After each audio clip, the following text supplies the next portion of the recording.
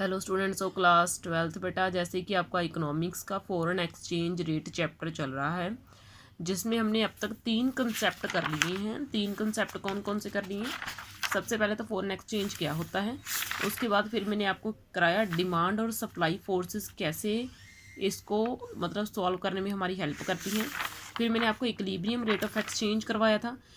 फिर उसके बाद इम्पैक्ट ऑफ एक्सचेंज, जिसके ऊपर आज हम वर्क करेंगे। मैंने आपको पढ़ाया था कि मैं आपको 4 कंडीशंस पढ़ाऊंगी, increase and decrease in demand, increase and decrease in supply, है ना। देखो, आज सिचुएशन नंबर फर्स्ट हम पढ़ेंगे impact of increase in demand. अगर हमारी फॉरेन करेंसी की, ठीक है, अब हमारी फॉरेन करेंसी की डिमांड इंक्रीज हो जाए तो उसके क्या इम्पैक्ट पड़ेंगे हमारी देश की करेंसी के ऊपर, जिसको बोलते हैं डेप्रिसिएशन। डेप्रिसिएशन का मीनिंग होता है किसी चीज़ का खराब होना। मेरी बात समझ रहे हो? किसी चीज़ का क्या होना? खराब होना। वैसे डेप्रिसिएशन का मीनिंग होता है, लेकिन अगर इसका शुद्ध मीनिंग मैं आपको बताऊं, इसका शुद्ध मीनिंग होता है किसी चीज़ का घिसना।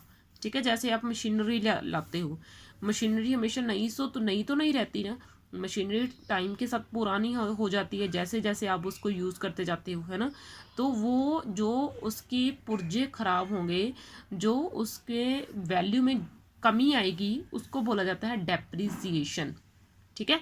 अब देखो, हमें अगर फॉरेन करेंसी की कीमत अगर हम फॉरेन करेंसी की डिमांड बढ़ा रहे हैं तो इससे क्या होगी? डोमेस्टिक यानी कि हमारी खुद की कंट्री की करेंसी की डेप्रिसिएशन हो जाएगी। ठीक है, उसके मूल्य में कमी हो जाएगी। अब देखो इसका मीनिंग क्या है। अब देखो, increase in demand is reflected by a shift in demand curve to the right. अब मुझे ये क्या हो गया, आपने इस डायग्राम को समझना है। जैसे सबसे पहले तो मैंने ये कुछ इस तरीके से ले लिया। ठीक है, मान लो $1 जो है वो कितने का है? 70 रुपीज़ का है। ठीक है, $1 कितने का है? 70 रुपीज़ का है।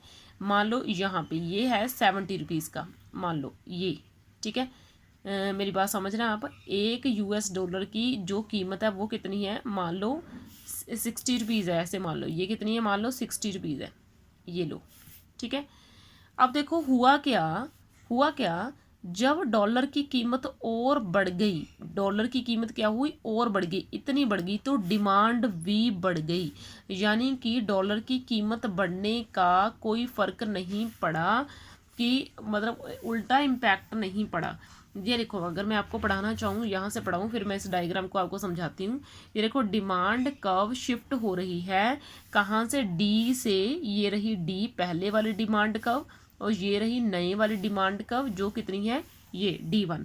क्योंकि सप्लाई तो आप उतनी ही करोगे अंतर्राष्ट्रीय बाजार में अपनी मुद्रा की जितनी करते हो, लेकिन आपके पैसे की कीमत मतलब जो है उसकी पैसे की डिमांड ज़्यादा हो रही है। तो हमारी करेंसी की डिमांड ज़्यादा हो रही है इतनी ही सप्लाई के ऊपर। ठीक है, मेरी बात समझ रहे हो? अब देखो, डिमांड कब शिफ्ट हो रही है? डी से D1। This causes a rise in equilibrium exchange rate. ये क्यों हो गया? क्योंकि हमारा इक्विलिब्रियम हिल चुका है।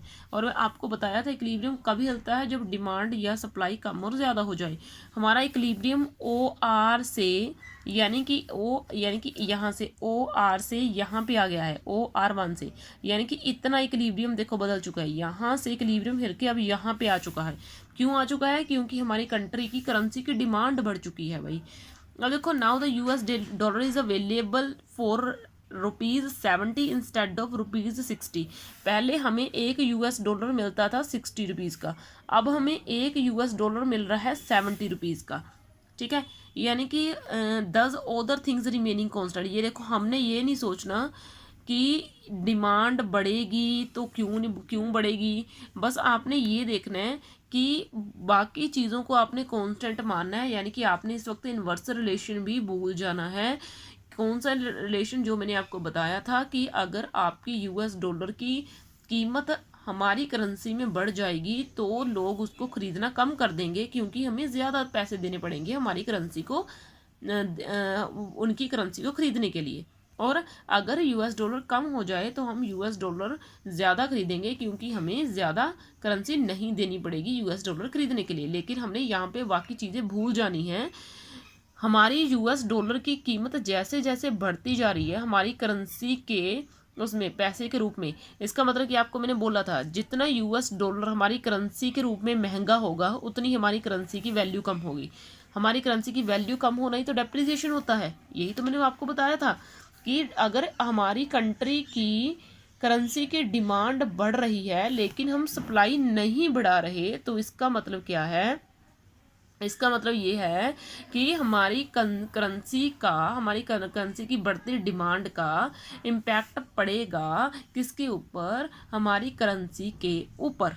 ठीक है, कि इससे तो कोई प्रभाव ही नहीं पड़ रहा है। ये देखो, हम तो सोच रहे थे कि हमारी अगर एक यूएस डॉलर महंगा हो जाएगा, इतना महंगा हो जाएगा तो उससे तो डिमांड इतनी बढ़ गई, लेकिन हम सप्लाई नहीं बढ़ा सकते भाई।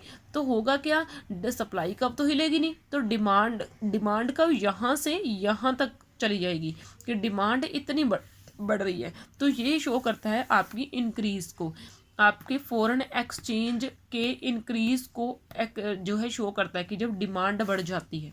ठीक है, तो इसको बोलते हैं, ये आपने देख लेना है, this is described as a situation of currency depreciation.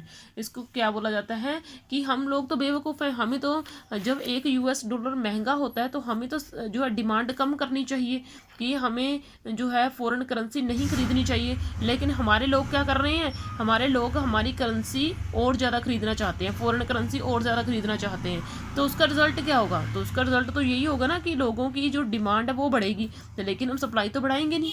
क्यों नहीं बढ़ाएंगे, क्योंकि हमें तो ज़्यादा पैसे देने पड़ रहे हैं ना एक यूएस डॉलर देने के बदले। तो हम क्यों महंगा डॉलर खरीदेंगे और क्यों हम लोगों की डिमांड पूरी करेंगे यूएस डॉलर खरीदने की। मेरी बात समझ रहे हो, जब कंट्री को लग ही रहा है, हमारी गवर्नमेंट को पता है कि हम घाटे में जा रहे हैं, तो क्यों गवर्नमेंट जो है वो लोगों के लिए पैसा लॉन्च करेगी फॉरेन करेंसी को खरीदने के लिए। ठीक है, तो अगर उसने ऐसा किया तो हमारी तो बहुत सारी करेंसी बाहर चली जाएगी और उनके तो कुछ ही डॉलर हमारी कंट्री में आएंगे।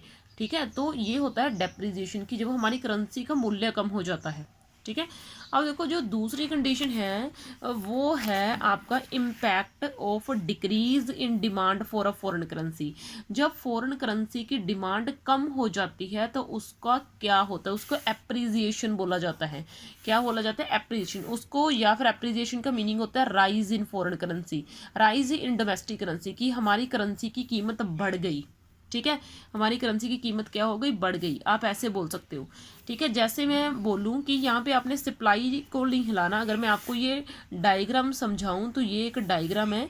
पहले मान लो यूएस डॉलर की कीमत कितनी थी, यूएस डॉलर की कीमत एक यूएस डॉलर मान लो हमें 60 रुपये का मिलता था, तो हमारी डिमांड इतनी थी करेंसी की। मेरी बात समझ रहे हो, हमारी ये सप्लाई तो रिमेन कांस्टेंट रहनी है, तो मान लो हमारी डिमांड करेंसी की इतनी थी। लेकिन हुआ क्या, जैसे यूएस डॉलर की कीमत कम हुई, जैसे यूएस डॉलर की कीमत कम हुई तो हमारी करेंसी की डिमांड भी कम हो गई, यानी कि लोगों ने फॉरेन एक्सचेंज ज़्यादा तो क्या करना था, कम करना स्टार्ट कर दिया। मेरी बात समझ रहे हो, यानी कि लोग हमारी कंट्री के ऐसे नहीं सोच रहे कि अगर प्राइस कम हुए हैं यूएस डॉलर के तो हमें फॉरेन करेंसी ज़्यादा खरीदनी चाहिए, हमें उनके डॉलर्स ज़्यादा खरीदने चाहिए, जिससे हमें फ्यूचर में ट्रेड पेमेंट करने में इजी हो जाए। लेकिन लोग क्या कर रहे हैं, जब यूएस डॉलर की कीमत, यहाँ पे यूएस डॉलर की कीमत मान लो है 60 रुपये, ये मैंने एज्यूम्ड भी लिखा है कि एक यूएस डॉलर 60 रुपये है ऊपर वाली कर्व के लिए। नीचे वाली कर्व के लिए यूएस डॉलर क्या हो जाता है, कम हो जाता है। मान लो यहाँ पे 60 रुपये 70 रुपये है और यहाँ पे क्या हो रहा है, 60 रुपये हो रहा है, यहाँ पे यूएस डॉलर कम हो रहा है। लेकिन हमारे लोग क्या कर रहे हैं, हमारे लोग पहले तो करेंसी डिमांड जो है एस कर रहे थे, अब एस नहीं कर सकती बेटा, डिमांड एम कर रहे थे, अब डिमांड एन कर रहे हैं। यानी कि फॉरेन करेंसी की डिमांड बढ़ानी तो बहुत दूर की बात, वो तो कम किए जा रहे हैं। ठीक है, जैसे यूएस डॉलर सस्ता हो रहा है वो यूएस डॉलर की डिमांड को कम किए जा रहे हैं। तो जो डिमांड को पहले ऊपर थी, मान लो यहाँ पे थी, पी पे थी, और वो यहाँ पे आ जाएगी, P1 के ऊपर आ जाएगी। ठीक है ना, तो वो जो आपका नया इक्विलिब्रियम, इसको आप ना कोई नाम देते रहना, आपने कोई भी नाम छोड़ना नहीं है। ठीक है, ऐसे मत हो जाना कि आप कोई भी नाम छोड़ देना, नाम नहीं छोड़ना आपने। अगर आप कर्व बना रहे हो तो कर्व का नाम नहीं छोड़ सकते आप। तो देखो, जो हमारी डिमांड थी पहले D1 थी, इतनी डिमांड थी, ये डिमांड थी पुरानी, वो हमारी डी, इतनी ज़्यादा डिमांड थी।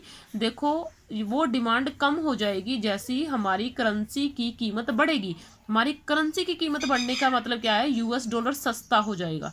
ठीक है, यूएस डॉलर सस्ता हो जाएगा, हमारी करेंसी की कीमत का बढ़ना, तो उसको बोलते हैं एप्रिजिएशन। तो एप्रिजिएशन का मीनिंग है हमारी करेंसी की कीमत बढ़ी है, डेप्रिजिएशन का मीनिंग है हमारी करेंसी की कीमत कम हुई है। हमारी करेंसी की कीमत कब कम होगी, जब हमें यूएस डॉलर महंगा मिलेगा। हमारी करेंसी की कीमत कब ज़्यादा होगी, जब हमें यूएस डॉलर सस्ता मिलेगा। मेरी बात समझ में आई बात, ठीक है। तो इस तरीके से एप्रिजिएशन डेप्रिजिएशन का कंसेप्ट होता है। और लोग उल्टा करते हैं, जब यूएस डॉलर महंगा हो जाता है तो फॉरेन करेंसी की डिमांड बढ़ जाती है, तो उससे डिमांड कब शिफ्ट हो जाती है ऊपर की तरफ। लेकिन जब यूएस डॉलर सस्ता होता है और डिमांड भी कम हो जाती है, तो डिमांड कब ऊपर से नीचे की तरफ शिफ्ट हो जाती है, ठीक है। तो बेटा आज मैंने आपको 2 सिचुएशंस पढ़ाई हैं, बाकी की 2 सिचुएशन मैं आपको नेक्स्ट वीडियो में करवाऊंगी। ओके बेटा, थैंक यू।